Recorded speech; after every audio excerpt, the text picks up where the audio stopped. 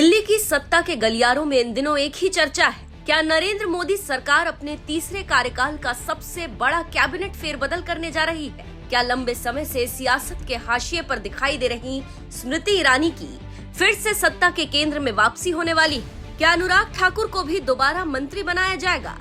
और सबसे बड़ा सवाल, क्या नितिन गडकरी और राजनाथ सिंह जैसे दिग्गज नेताओं की भूमिका बदल सकती है?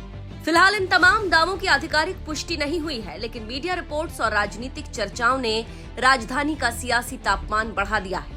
आखिर इन अटकलों के पीछे की राजनीति क्या है, इसी को लेकर आज हम आपको बताएंगे। जी हाँ, अगर स्मृति ईरानी की बात करें तो वो बीजेपी की उन नेताओं में गिनी जाती हैं जिन्होंने संगठन से लेकर सरकार तक कई महत्वपूर्ण जिम्मेदारियां निभाई हैं।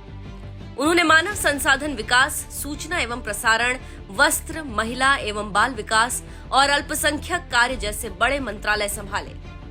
पार्टी के आक्रामक चेहरों में उनकी पहचान हमेशा मजबूत रही, लेकिन 2024 के लोकसभा चुनाव में अमेठी से मिली बड़ी हार ने उनके राजनीतिक सफर को झटका दिया। कांग्रेस उम्मीदवार किशोरी लाल शर्मा ने उन्हें 1 लाख से अधिक वोटों से हराया। उसके बाद वो केंद्र सरकार से बाहर रही और लंबे समय तक सक्रिय राजनीतिक भूमिका में नजर नहीं आई। अब मीडिया रिपोर्ट्स में दावा किया जा रहा है कि पार्टी उन्हें दोबारा कैबिनेट में शामिल करने पर विचार कर रही है। अगर ऐसा होता है तो इसके पीछे सिर्फ सरकार चलाने की जरूरत नहीं, बल्कि 2029 की चुनावी रणनीति भी मानी जा रही है। बीजेपी अच्छी तरह जानती है कि अमेठी सिर्फ एक संसदीय सीट नहीं बल्कि प्रतीकात्मक लड़ाई है। ये वही सीट है जहां कभी कांग्रेस का सबसे मजबूत राजनीतिक गढ़ हुआ करता था। 2019 में स्मृति ईरानी ने राहुल गांधी को हराकर इतिहास रच दिया था। हालांकि 2024 में समीकरण बदल गए। ऐसे में अगर उन्हें फिर से केंद्र सरकार में बड़ी जिम्मेदारी दी जाती है तो ये संदेश भी जाएगा कि पार्टी ने उन पर भरोसा नहीं खोया। इससे अमेठी में उनका राजनीतिक आधार मजबूत करने की कोशिश भी की जा सकती है। यानी ये फैसला सिर्फ एक नेता की वापसी नहीं बल्कि 2029 के चुनावी रोड मैप का हिस्सा भी हो सकता है।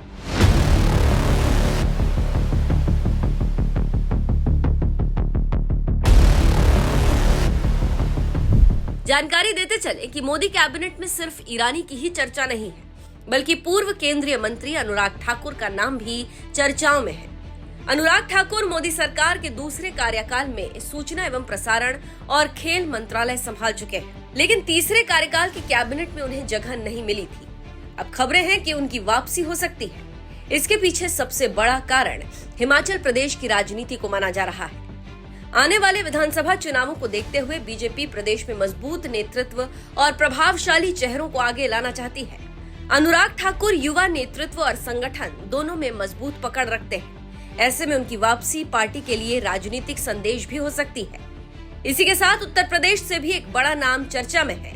नाम है जतिन प्रसाद। ब्राह्मण समाज में उनकी पहचान और उत्तर प्रदेश की सामाजिक राजनीतिक समीकरणों को देखते हुए उन्हें भी कैबिनेट में जगह मिलने की अटकलें लगाई जा रही हैं। हालांकि इस पर भी कोई आधिकारिक पुष्टि नहीं हुई।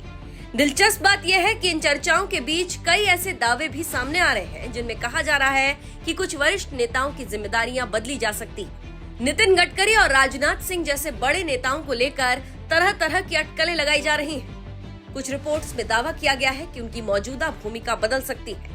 वहीं ये भी कहा जा रहा है कि अगर ऐसा होता है तो उन्हें संगठन या संवैधानिक पदों पर नई जिम्मेदारी दी जा सकती है। राजनाथ सिंह को भविष्य में राष्ट्रपति पद के संभावित उम्मीदवार के रूप में भी कुछ राजनीतिक विश्लेषक देख रहे हैं। हालांकि ये पूरी तरह अटकलों के दायरे में है और इस पर न तो बीजेपी की ओर से कोई संकेत मिला है और न ही कोई आधिकारिक घोषणा हुई। दरअसल हर बड़े कैबिनेट विस्तार से पहले इस तरह की चर्चाएं तेज हो जाती हैं। कई नाम सामने आते हैं, कुछ सही साबित होते हैं और कई सिर्फ राजनीतिक अटकलें बनकर रह जाते हैं। लेकिन अगर इस बार वाकई बड़ा फेरबदल होता है तो उसके पीछे कई राजनीतिक लक्ष्य हो सकते हैं। पीएम मोदी पहले भी कई बार अपने मंत्रिमंडल में बड़े बदलाव कर चुके हैं। उन्होंने प्रदर्शन, संगठन की जरूरत और राजनीतिक परिस्थितियों के आधार पर कई मंत्रियों की जिम्मेदारियां बदली हैं। इसलिए अगर इस बार भी फेरबदल होता है तो इसे पूरी तरह असामान्य नहीं माना जाएगा। अब देखना होगा कि बदलाव में जिन नामों की चर्चा हो रही है उनको जगह मिलती है या नहीं।